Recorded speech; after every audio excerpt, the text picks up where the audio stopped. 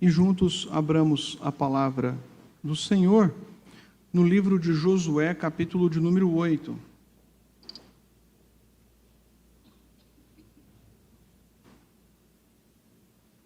Josué, capítulo de número 8. Pela manhã, o pastor tem falado em Filipenses, né? Estamos finalizando, inclusive, nos cultos matutinos, Filipenses, e à noite o pastor tem falado em Josué. Já começamos há algum tempo, mas não temos seguido assim exatamente domingo a domingo, porque eu sou um pastor bondoso, eu dou um descanso para os irmãos, às vezes, de Josué, né? E fala, não, vamos lá, e seremos pescadores de homens, né? Quem estava aqui na semana passada, falamos sobre isso. Mas nós voltaremos a Josué agora, e esse é um livro muito rico, e iremos caminhar aqui no capítulo de número 8. Então, peço para que você tenha paciência e atenção à palavra do Senhor. São 29 versículos, ok? Nós leremos eles assim, gradativamente, paulatinamente, conforme vamos expondo a palavra de Deus. Todos nós conhecemos muito bem a história de Jericó, não é verdade? Quem cresceu na igreja até conhece aquela musiquinha. Vem com Josué lutar em Jericó e as muralhas ruirão. E nós gostamos desta história e contamos essa história para os nossos filhos, porque queremos mostrar para eles, olha só, como Deus derrubou as muralhas de Jericó, filho. Olha como nosso Deus é poderoso. E contamos essa história para as crianças da nossa igreja, e elas ficam empolgadas quando ouvem a história de Jericó.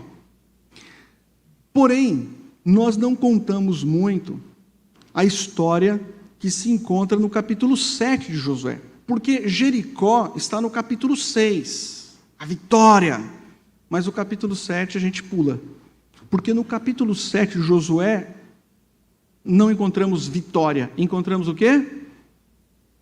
Derrota. Já imaginou? Filho, vem aqui, eu vou contar uma história. Que história? A história da derrota do povo. Derrota? Derrota.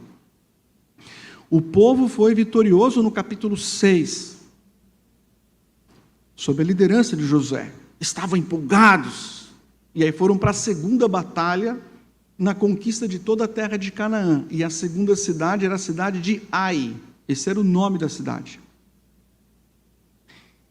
Porém, levaram uma surra. A cidade de Ai era pequenininha, 12 mil habitantes. O povo de Deus era um povo gigante no deserto, levaram uma surra no capítulo de número 7. Capítulo 6, vitória, capítulo 7, derrota. E por que o povo foi derrotado? O próprio Deus vai dizer a Josué, há pecado no meio do povo. O povo foi derrotado no capítulo 7, porque um homem chamado Acã, na conquista de Jericó, ele pegou os despojos da guerra, uma capa babilônica, pegou ouro, pegou prata, para si, e escondeu na sua tenda. E Deus havia dito, todos os despojos da batalha pertencem a mim, são as primícias, é o primeiro fruto da terra, pertencem a mim. E aquele homem então roubou, pegou aquilo que não pertencia a ele, levou para sua tenda, e como resultado, no capítulo 7, Deus fala, vai ter derrota. A culpa foi pessoal, porque ele que cometeu aquele pecado, mas as consequências repousaram sobre todo o povo, e por isso eles foram derrotados em Ai. Mas o interessante é que no capítulo 7, meus irmãos, acontece a derrota, mas Deus é gracioso e bondoso, e Ele revela o pecado no meio do seu povo. E Deus revelou para Josué o culpado, Acã, e Acã foi punido com sua família. Lembra do texto? Ele foi tragado pela terra. A ira do Senhor foi pacificada. O problema do pecado foi resolvido. A disciplina foi aplicada. E Deus, de certa forma, libera o perdão para todo o seu povo. E agora chegamos no capítulo 8. Então eles estão numa jornada, derrubaram a primeira cidade, conquistaram, porque a terra pertencia a eles, era uma promessa de Deus, seguiram para a segunda cidade, levaram uma surra, deram um passo atrás, corrigiram o problema, resolveram o problema do pecado, aquele pecado oculto, não confessado, mas que se tornou público, resolveram o problema do pecado e depois avançaram novamente. Então agora, eles terão que enfrentar novamente a cidade de Ai. É sobre essa história que falaremos nesta noite.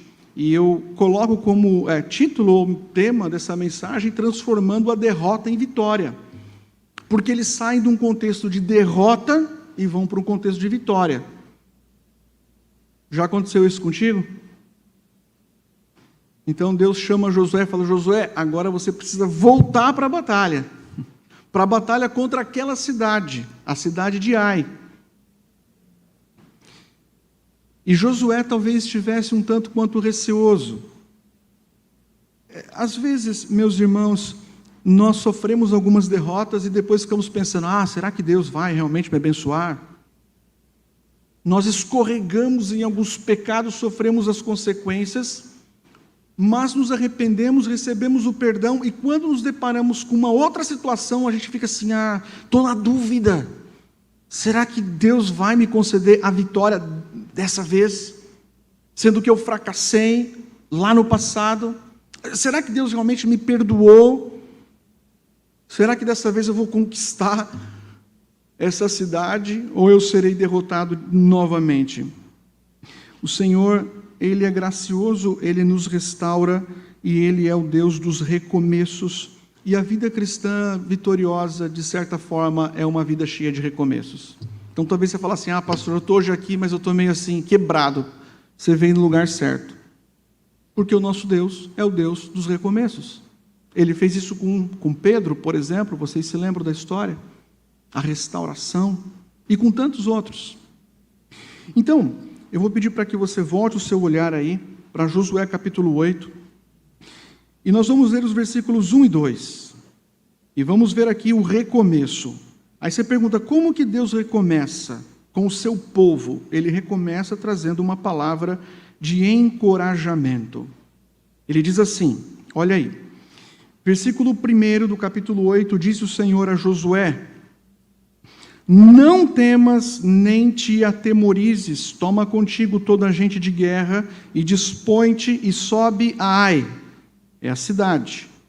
Olha que entreguei nas tuas mãos o rei de Ai e o seu povo e a sua cidade e a sua terra. Farás a Ai e ao seu rei como fizeste a Jericó e ao seu rei. Somente que para vós outros saqueareis os seus despojos, os despojos de guerra, e o seu gado. E por fim Deus diz: põe emboscadas a cidade por detrás dela. Depois Deus vai explicar exatamente qual era aí a estratégia, Deus detalhou a estratégia nessa guerra. Então, vamos observar aqui a palavra de Deus. O pecado de Acã, no capítulo anterior, foi revelado, foi corrigido, severa disciplina, mas Josué, ele foi derrotado. E possivelmente Josué estava desanimado. Sabe quando alguém encontra você e fala assim: não, vai agora que vai dar certo. Aí você fala assim: não sei não, já fui, já tentei. Não, mas agora você está mais preparado, você vai conseguir. Tipo jovem no vestibular, Não vai, você vai conseguir. Não sei, eu já fui derrotado umas 4 vezes aí, estou meio desanimado, Veja, o problema estava resolvido, mas Josué, ele estava desanimado, abatido, temeroso. Ele havia amargado uma derrota na primeira batalha contra a cidade de Ai. E às vezes, meus irmãos, o fracasso inesperado assim, às vezes fruto, né, de uma decisão errada que tomamos no passado, ele produz em nós, no presente, uma espécie de desânimo, às vezes até uma espécie de pânico, um certo desespero no enfrentamento de novas batalhas. A gente fala assim, não sei não, será que eu vou? A gente fica na dúvida, ficamos receosos. E talvez Josué se perguntava naquele contexto, será que o Senhor Deus realmente é comigo? Será que o Senhor Deus está comigo? Porque eu estava empolgado na batalha e fui derrotado. Será que o Senhor Deus realmente está comigo nesse novo empreendimento contra essa mesma cidade? Talvez ele estivesse questionando isso. E o Senhor Deus então diz a ele, Josué, não temas. Muito bonito isso, né?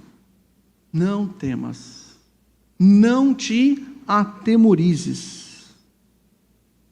O pecado já foi tratado, o pecado foi devidamente ali punido, e a culpa que repousava sobre todos foi perdoada, e agora haverá vitória, não haverá mais derrota. A resposta, meus irmãos, para o nosso desânimo, quando você está assim prostrado, né? Você, fui derrotado em Ai, pastor.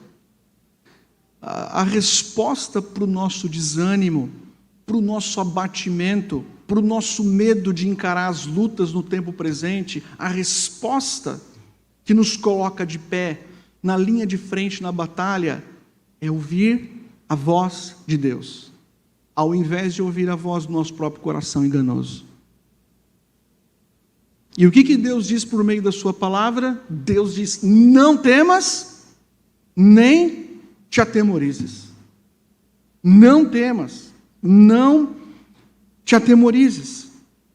E eu digo para os irmãos, não permitam que os traumas do passado, eu diria os traumas fruto das derrotas que você sofreu no passado, não permitam que esses traumas afetem a sua vida no presente. Talvez você olhe para o passado e fale assim, nossa, mas eu cometi um pecado tão complicado, eu até me arrependi e tal, deixei, mas parece que não está muito bem resolvido, e hoje eu sinto assim uma limitação, parece que eu não consigo caminhar livremente.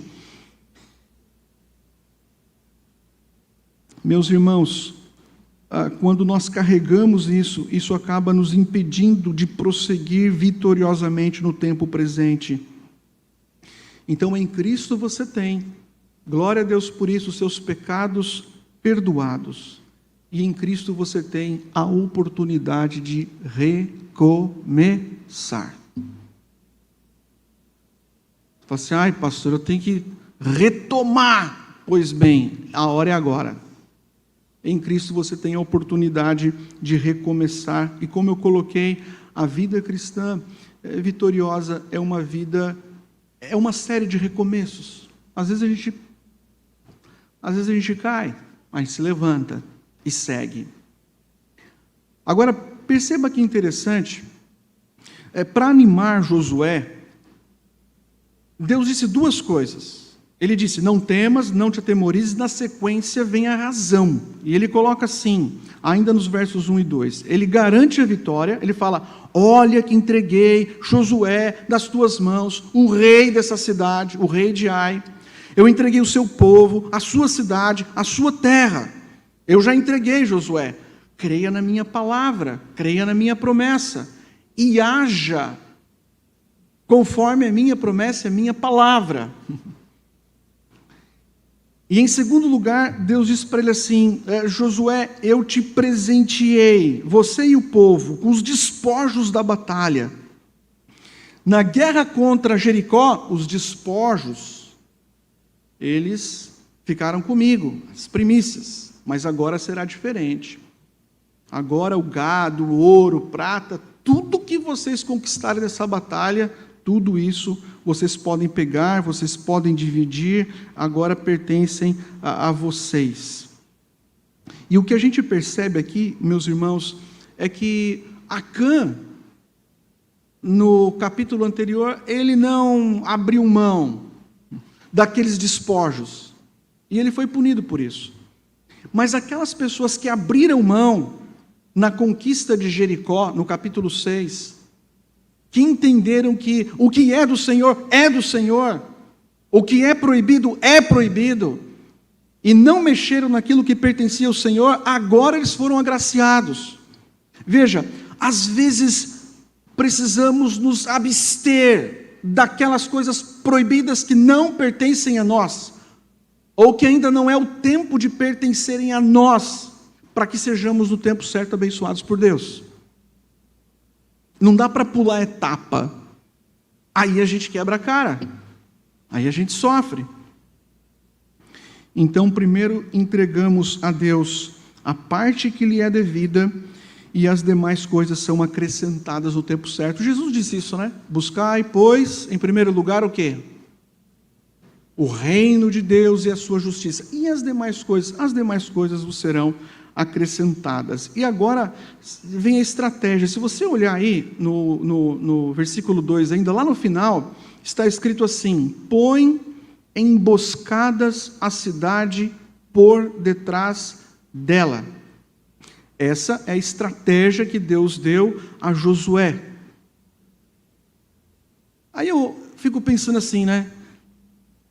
Perceba que a estratégia que Deus deu para Josué contra a cidade de Ai foi diferente da estratégia que Deus deu a Josué contra Jericó. Porque contra Jericó, Deus disse: você vai lá, rodeia a cidade 6 dias. No 7º dia, rodeia 7 vezes. Não é isso? Aí todo mundo vai gritar, tal. E aí os muros, evento sobrenatural. Com Ai, Deus falou diferente: não vou derrubar a muralha, não tem que rodear a cidade, vocês vão se colocar ali, né, emboscada. Ficam ali atrás da cidade. Isso me chama a atenção, meus irmãos, porque isso mostra que Deus nem sempre utiliza os mesmos métodos, as mesmas estratégias. Eu vou falar mais um pouco sobre isso à frente, mas aqui já fica uma lição importante para a nossa vida. Deus atua de várias formas, utilizando vários métodos, as mais variadas estratégias em minha vida, em sua vida. Nem sempre Deus age na sua vida no presente como agiu no passado. Às vezes a gente fica esperando, não, lá no passado Deus fez assim, mas talvez, às vezes Deus muda. É outra estratégia, é outro modelo. Por isso, o importante é nós buscarmos a vontade de Deus em cada empreendimento da nossa vida e não cairmos naquele pecado da imprudência, né? Aquele pecado de deixar de buscar a orientação do Senhor ou de seguirmos a voz do nosso próprio coração e irmos colocando ali os nossos planos em prática, sem colocarmos esses planos diante do Senhor. Agora vamos para a estratégia. Primeiro foi a palavra de encorajamento: Josué, volta lá para aquela cidade e conquista a cidade. Não temas, não te atemorizes, eu te entreguei a cidade, e vocês farão uma emboscada para conquistar a cidade. Josué ouviu todos os detalhes, e agora Josué vai passar esses detalhes para o povo. Então veja aí na sua Bíblia, versículo 3 em diante, ok? Acompanha aí. Então, Josué se levantou, e toda a gente de guerra para subir contra Ai. Escolheu Josué 30.000 homens valentes, e os enviou de noite, deu-lhes ordem, dizendo: eis que vos poreis de emboscada contra a cidade, por detrás dela, não vos distancieis muito da cidade, e todos estareis alertas. Porém, eu e todo o povo que está comigo nos aproximaremos da cidade, e será que quando saírem como dantes contra nós, fugiremos diante deles? Deixamo-los, pois, sair atrás de nós, até que os tiremos da cidade, porque dirão: fogem diante de nós como dantes. Assim, fugiremos diante deles. Então saireis vós da emboscada e tomareis a cidade, porque o Senhor, vosso Deus, vô-la entregará nas vossas mãos. Havendo vós tomado a cidade, por-lhe-eis fogo segundo a palavra do Senhor. Fareis, eis que vô-lo ordenei. Assim Josué os enviou, e eles se foram à emboscada e ficaram entre Betel e Ai, ao ocidente de Ai. Porém, Josué passou aquela noite no meio do povo. Então, Josué ele recebeu a orientação do Senhor e passou a orientação do Senhor para o povo. Deus pediu para ele fazer uma emboscada. E Josué, então, sentou e falou, emboscada por detrás da cidade. Então, ele elaborou um plano. Mas era um plano seguindo o princípio que o próprio Deus havia dado. Josué é emboscada. Não adianta ficar rodeando a cidade. É emboscada. Ele entendeu aquilo. E ele, então, seguindo a orientação de Deus, ele escolheu 30 homens valentes. Na primeira batalha, ele enviou 3.000 homens. Agora já eram 30.000 homens valentes. E ele deu, então, essa ordem. Olha, vocês ficam escondidos lá atrás da cidade, onde havia ali provavelmente um terreno mais assim montanhoso, né? Fiquem lá, escondidos, atrás da cidade, e esperem a minha ordem. E eu irei ali nas campinas de Ai, ou seja, eu vou de frente à cidade, junto com outro grupo, com outros soldados, e quando os inimigos, quando os guerreiros da cidade, os soldados da cidade me avistarem, e perceberem que o meu grupo não é tão grande assim, eles pensarão, vamos atacá-los, e nós fugiremos. Eles irão correr atrás de nós. E nesse momento, a cidade ficará completamente desprotegida. E aí, nesse momento, vocês podem atacar. A emboscada está montada. Josué e aquele povo seriam uma espécie de isca. E foi exatamente isso que aconteceu. A emboscada deu certo. Veja aí o versículo de número 10. Levantou-se Josué de madrugada, passou revista ao povo, e subiram ele e os anciãos de Israel, quer dizer, ele e os velhinhos. Josué era um homem idoso aqui, mais de 70 anos, era um homem idoso. Então imagina aqui, né? Tudo bem que tem um monte de gente aqui com mais de 70 anos, fala, pastor, eu estou com 70, mas eu estou bem ainda, pastor. Mas 70 a gente já vai chamando de idoso, né? Ou não? Tá bom. Os idosos aqui, né? Josué já era um homem idoso, mais de 70 anos, talvez quase 80 anos. E ele está ali com os anciãos. Tá vendo? E aí diz assim, o versículo aí de número 11. Subiram também todos os homens de guerra que estavam com ele, e chegaram-se e vieram defronte da cidade, e alojaram-se do lado norte de Ai. Havia um vale entre eles e Ai. Tomou também uns 5.000 homens e os pôs entre Betel e Ai em emboscada, ao ocidente da cidade. Assim foi posto o povo, todo o acampamento ao norte da cidade e a emboscada ao ocidente dela. E foi Josué aquela noite até ao meio do vale. E sucedeu que, vendo o rei de Ai, ele e os homens da cidade apressaram-se e, levantando-se de madrugada, saíram de encontro a Israel à batalha, defronte das campinas, porque ele não sabia achar-se contra ele uma emboscada atrás da cidade.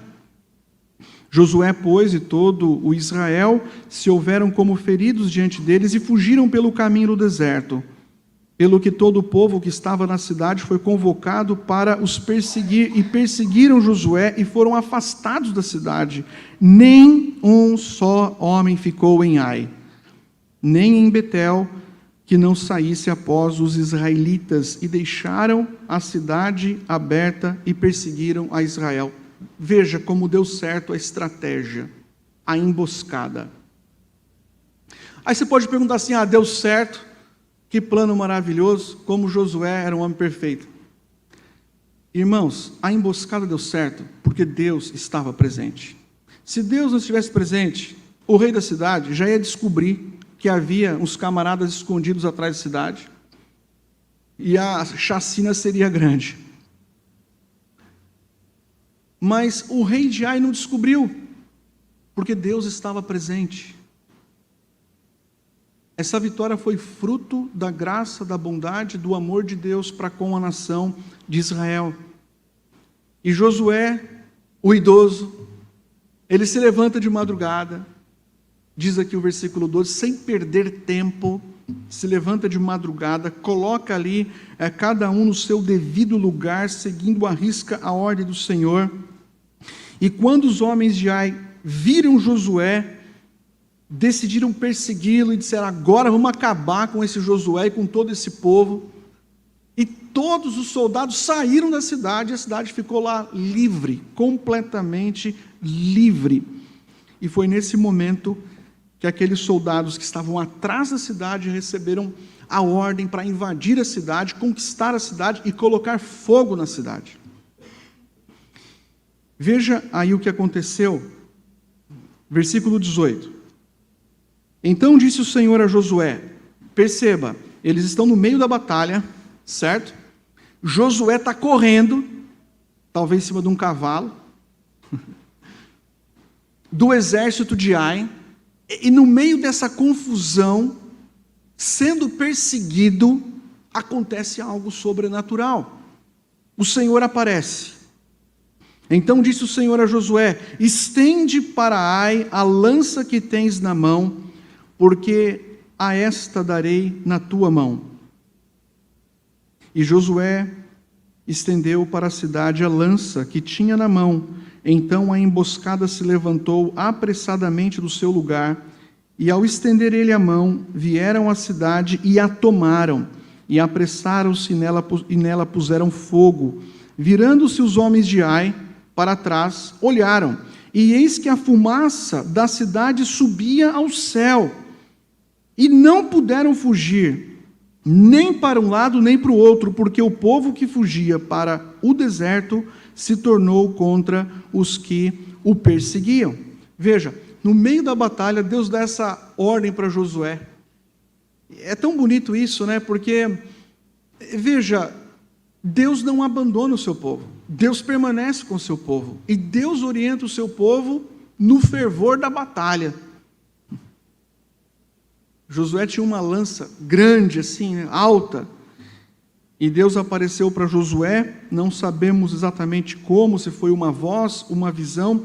Isso já havia acontecido lá na guerra contra Jericó. Ali Deus tomou forma humana para falar com Josué, para encorajar Josué, mas enfim, Deus interfere no meio da guerra e ordena que Josué levante a sua lança para que aqueles que estavam atrás da cidade entrassem na cidade. A emboscada estava montada.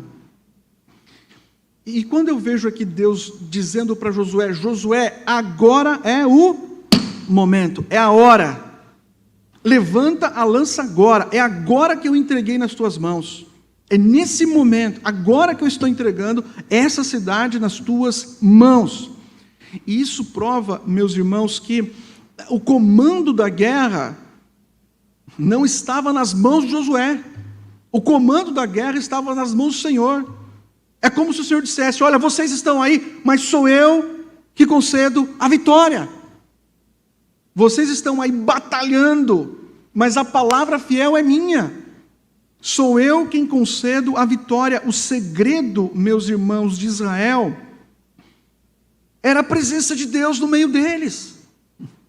Eles pertenciam ao Senhor e Deus, o Senhor, os abençoa. E o texto bíblico diz aí que os homens que estavam ali atrás da cidade receberam o comando, entraram na cidade, conquistaram a cidade e colocaram fogo na cidade. E para fechar, veja o verso 21. E é o último trecho agora que eu vou ler, então preste bastante atenção. Vendo Josué e todo Israel que a emboscada tomara a cidade e que a fumaça da cidade subia, voltaram e feriram os homens de Ai. Da cidade saíram os outros ao encontro do inimigo, que assim ficou no meio de Israel, uns de uma parte, outros de outra parte, e feriram-nos de tal sorte que nenhum deles sobreviveu nem escapou. Porém o rei de Ai tomaram vivo e o trouxeram a Josué. Tendo os israelitas acabado de matar todos os moradores de Ai no campo e no deserto, onde os tinham perseguido, e havendo todos caído a fio de espada, e sendo já todos consumidos, todo Israel voltou a Ai, e a passaram a fio de espada. Os que caíram aquele dia, tanto homens como mulheres, foram 12.000, todos os moradores de Ai. porque Josué não retirou a mão que estendera com a lança até haver destruído totalmente os moradores de Ai. Os israelitas saquearam, entretanto, para si o gado e os despojos daquela cidade, segundo a palavra do Senhor que ordenara Josué. Então Josué pôs fogo a Ai e a reduziu para sempre a um montão, as ruínas até o dia de hoje. Ao rei de Ai enforcou e o deixou no madeiro até a tarde. Ao pôr do sol, por ordem de Josué, tiraram do madeiro o cadáver e o lançaram à porta da cidade, e sobre ele levantaram um montão de pedras que até hoje permanece. Quando Acã, vocês se lembram do pecado de Acã, também levantou um montão de pedras sobre ele, lembra do texto? Agora também levantaram um montão de pedras.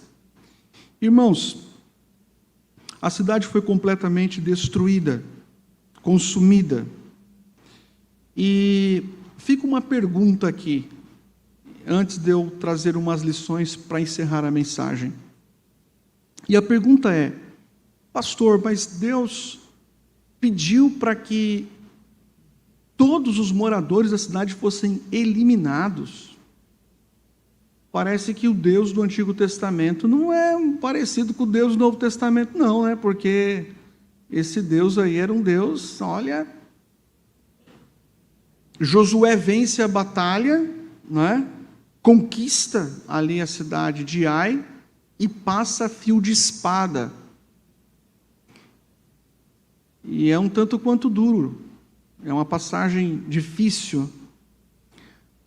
Então vamos entender o seguinte: primeiro, a gente precisa compreender nessa vitória, nessa batalha, e com relação a essas pessoas que morreram, a gente precisa entender em primeiro lugar que Canaã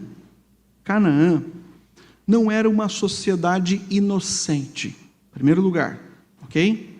Canaã não era uma terra cheia de inocentes, de pessoas boas, não, presta atenção, Canaã era uma terra perversa, era uma terra maligna, era uma terra em que as pessoas sacrificavam seus próprios filhos a falsos deuses, era uma terra imoral, era uma terra cheia de violência, cheia de prostituição, era uma terra cheia de assassinos, de opressores, pessoas que desprezavam a graça de Deus.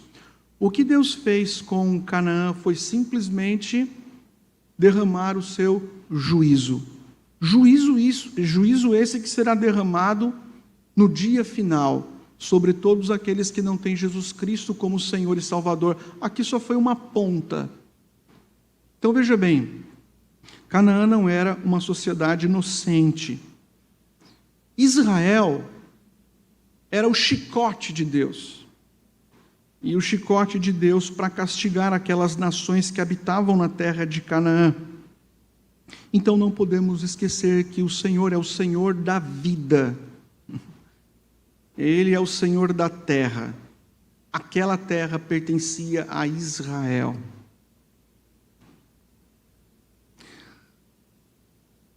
Em segundo lugar, hoje, eu e você estamos numa condição bem diferente de Israel. Bem diferente. Porque, veja, Israel, de certa forma, estava conquistando a sua pátria, a pátria que pertencia a eles. Israel tinha um rei. Israel tinha um exército. Eu e você, membros da Igreja de Cristo, não temos uma pátria definida nessa terra. Quando eu falo definida, é permanente. Somos brasileiros, mas o apóstolo Paulo diz, escrevendo aos Filipenses, que a nossa pátria está nos céus. Em segundo lugar, o nosso reino não é um reino terreno, o nosso reino é um reino espiritual. Terceiro, nós vivemos num país onde, graças ao bom Deus, não precisamos guerrear pela nossa terra, como os ucranianos estão fazendo agora, guerreando para defender a sua terra, para defender o seu povo. Aí você pergunta, pastor, qual é a nossa luta então, a nossa batalha? Nós somos a Igreja de Cristo, nós somos o exército do Senhor e nós estamos numa luta espiritual. Tanto é que o apóstolo Paulo, escrevendo aos Efésios, ele diz assim: olha, a nossa luta não é contra carne e sangue, não é contra pessoas. A nossa luta, diz Paulo, é contra principados e potestades. Ele diz que a nossa luta é contra os dominadores deste mundo tenebroso, contra as forças espirituais do mal nas regiões celestiais. É uma luta espiritual, é uma luta de natureza espiritual. E eu e você estamos com a armadura de Deus. E com essa armadura de Deus, meus irmãos, nós entramos nessa batalha para livrar as pessoas que estão sob o domínio de Satanás, e nós fazemos isso com a espada do Espírito, que é a palavra. Então nós também estamos numa batalha, nós também precisamos de estratégias, nós também carecemos da presença do Senhor, mas a nossa batalha, ela é espiritual. Nós carregamos a palavra de Deus, porque a palavra de Deus é a espada do Espírito, a única que pode libertar o pecador do pecado, é a única que pode realmente conceder ao pecador perdão, libertação, restauração. Então nós aqui estamos também numa batalha, mas é uma batalha espiritual. E eu quero agora concluir deixando algumas lições dessa passagem para a minha vida, para a sua vida. Porque, às vezes, a gente lê algumas passagens do Antigo Testamento e fala assim: isso aqui é do Antigo Testamento. Pastor, lê do Novo, porque do Antigo... Vamos ler os Salmos, né? Mas a própria Escritura Sagrada, o apóstolo Paulo lhe diz isso em Romanos capítulo 15, meus irmãos, que tudo o que está escrito no Antigo Testamento foi escrito para nós, para que por meio de livros como o livro de Josué, eu e você sejamos encorajados para a vida. Está escrito lá, Romanos capítulo 15, verso 4. E lá em 2 Timóteo capítulo 3, está escrito que toda a Escritura é inspirada por Deus e útil para o ensino. Paulo estava falando dessa Escritura que você acabou de ler comigo. Então, se um dia você chegar à conclusão, Josué, ou Deuteronômio, ou Isaías, isso daí... Não, está aqui na Escritura e isso é útil para a sua vida. E quais são as lições? Eu quero aqui então deixar algumas lições. Algumas dessas lições, inclusive eu li num livro do pastor Augusto Nicodemos. Quais são essas lições? Primeira lição: pecar, meus irmãos, é tomar antes do tempo aquilo que Deus lhe dará no tempo certo. Essa é a primeira lição. Se Acã não tivesse precipitado, tomando daqueles despojos na vitória contra Jericó, o povo seria vitorioso contra Ai, na primeira batalha. Mas Acã sofreu as consequências e o povo sofreu também as consequências. Ele tomou antes do tempo aquilo que Deus lhe daria no tempo certo. Ele receberia despojos, mas não era aquele o tempo certo. E muitas pessoas hoje, por não esperar o tempo de Deus, talvez seja até o teu caso, por não esperar o tempo, por não serem pacientes, não esperarem o tempo de Deus para receber aquilo que desejam, eu quero, e não quer esperar o tempo de Deus, acabam apressando as coisas, indo por outros caminhos e sofrem as consequências. Isso acontece em várias áreas. Nós poderíamos colocar aqui, por exemplo, os jovens, que às vezes querem experimentar o sexo, o prazer, fora do casamento, porque não querem esperar o casamento. Isso não dá certo. Poderiam esperar de modo legítimo o casamento, mas querem realizar os seus desejos antes do tempo. Isso não é abençoado por Deus. Quem pratica isso não é abençoado por Deus. Se você escorrega nesse pecado, você não será abençoado por Deus. Você pode ser, se for filho, disciplinado por Deus, mas abençoado não, porque você não está esperando o tempo de Deus. Algumas pessoas têm alguns comércios, né? Ou lidam com o público, E às vezes até na vida pessoal, na administração financeira, acabam procurando atalhos, porque querem crescimento rápido. E hoje a internet está cheia disso, né? Faça isso, faça aquilo, você vai ficar rico. E as pessoas empolgadas vão lá e apostam tudo, porque elas querem crescimento rápido, sem esperar o tempo de Deus, sem esperar a forma correta, e se frustram, quebram a cara.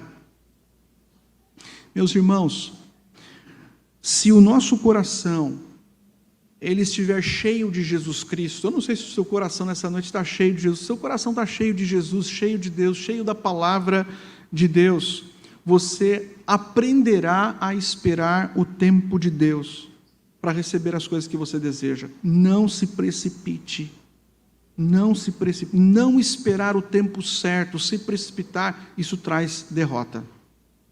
Foi o que aconteceu com Acã. Nós não lemos o texto, mas está no capítulo anterior. Segunda lição: Deus, meu irmão, Ele não guarda rancor do seu povo. Deus não fica com a cara fechada contigo, por exemplo, porque você cometeu um pecado no passado. Não. Quando você confessa o seu pecado, Deus te perdoa. Josué estava diante daquela batalha e falou assim: ai, mas estou desanimado, a gente perdeu, houve pecado no meio do povo. Mas quando o pecado é perdoado, é perdoado. Meus irmãos, Deus ele não faz vistas grossas para o nosso pecado, mas quando confessamos os nossos pecados, abandonamos os nossos pecados, Ele é fiel e justo para nos perdoar e nos purificar de toda injustiça. Então, por favor, não carregue no seu coração nenhum tipo de dúvida acerca do perdão de Deus. Não carregue culpas do passado, esses traumas do passado no seu coração. Você precisa confiar na promessa de Deus a respeito do perdão.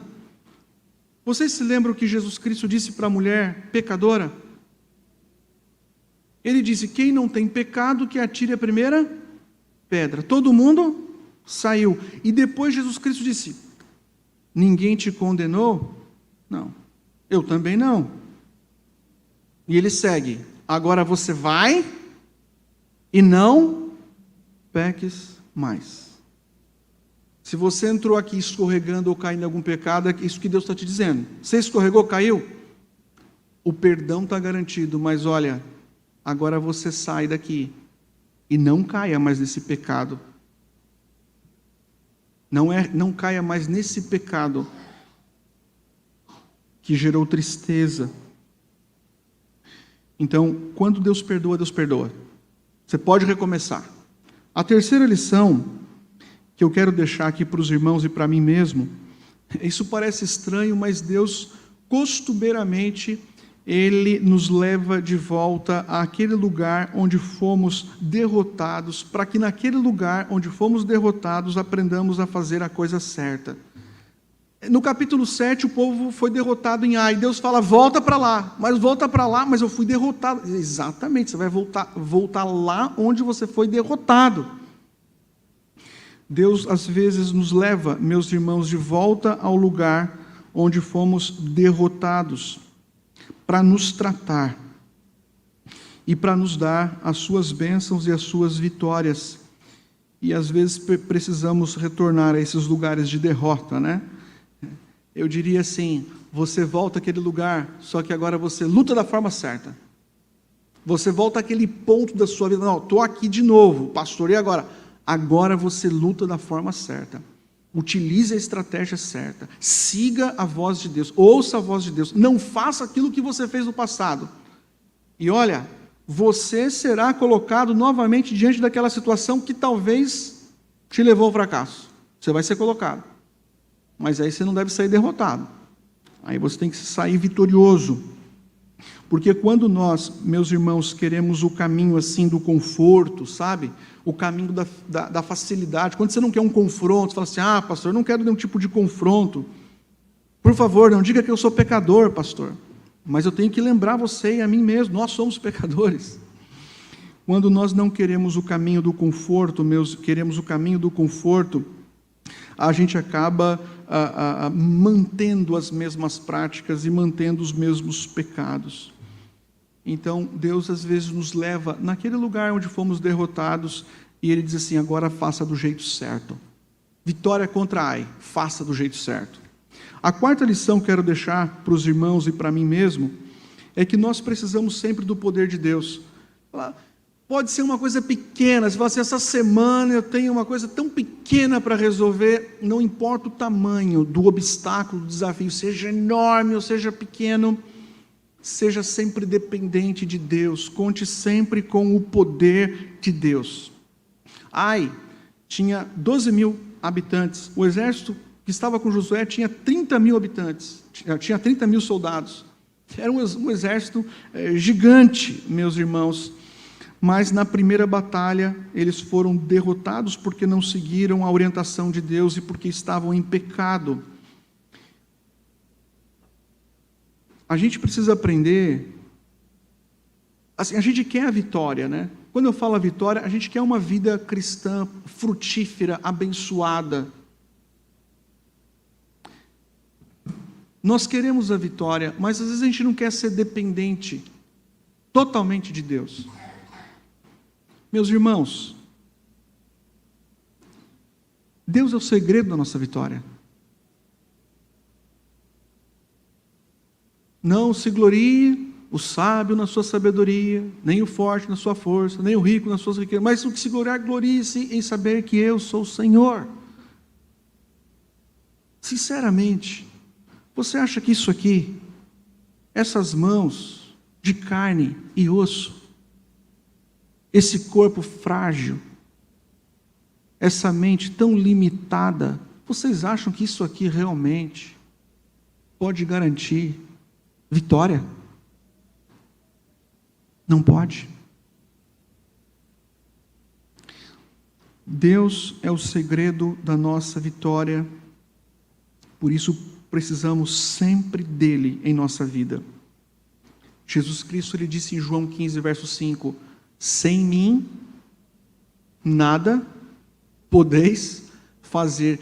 E tem um outro trecho que eu acho lindo, 2 Coríntios capítulo 3, verso 5, Paulo diz, não que por nós mesmos sejamos capazes de pensar alguma coisa como se partisse de nós, pelo contrário, a nossa suficiência vem de Deus. Você olha e fala assim, Senhor, estou perdido. Quem sou eu? E Deus tem um prazer imenso em usar uns vasos de barro, como eu e você. A última lição,